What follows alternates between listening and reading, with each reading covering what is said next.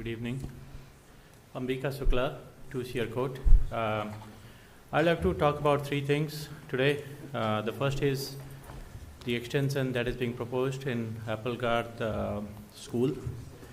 I don't think it's a good idea. It doesn't look like a good idea to me because for no reason we are bringing in a 100-year school into the equation, adding contingencies, adding unforeseen things. The state has said that they are not going to cover any costs overruns that comes out of this project.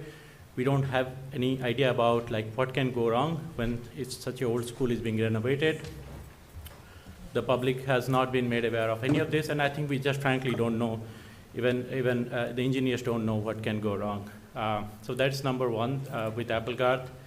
The second is with Applegarth.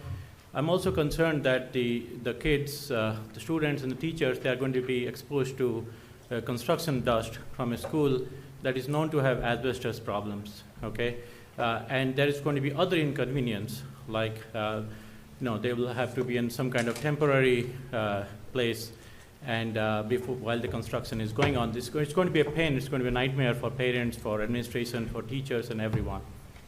It's not saving us time, it's not saving us money, and we are not solving the problem either. It's not housing all the students that are unhoused.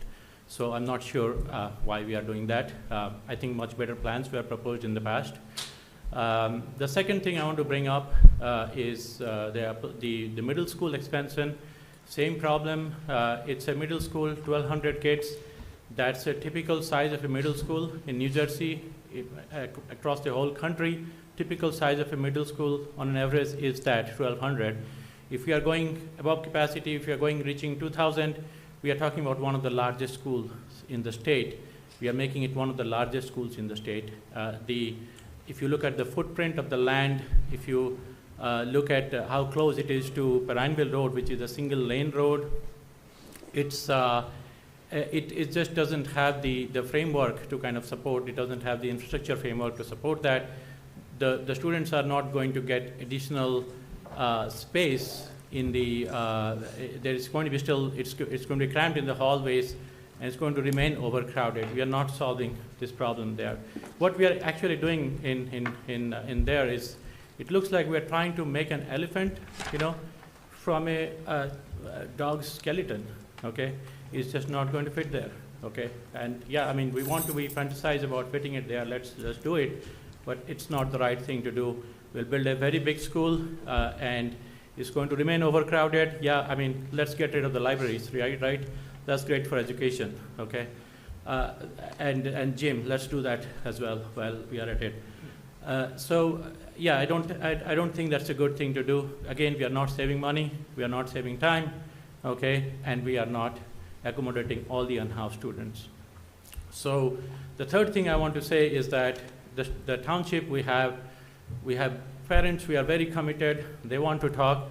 We have seniors who are, who have been part of BOE for long times, who have been executives in some companies, they have been educators. I'm finding it really I'm really disappointed that the board did not consider talking to any one of them. Okay, they just came up with a plan and expected people to support this plan without giving them the details, right? I think it's a very important thing. School is the heart of the town. Let's not be short-sighted. Let's think about this clearly. Let's make sure everybody is on board before we do a damage we cannot undo.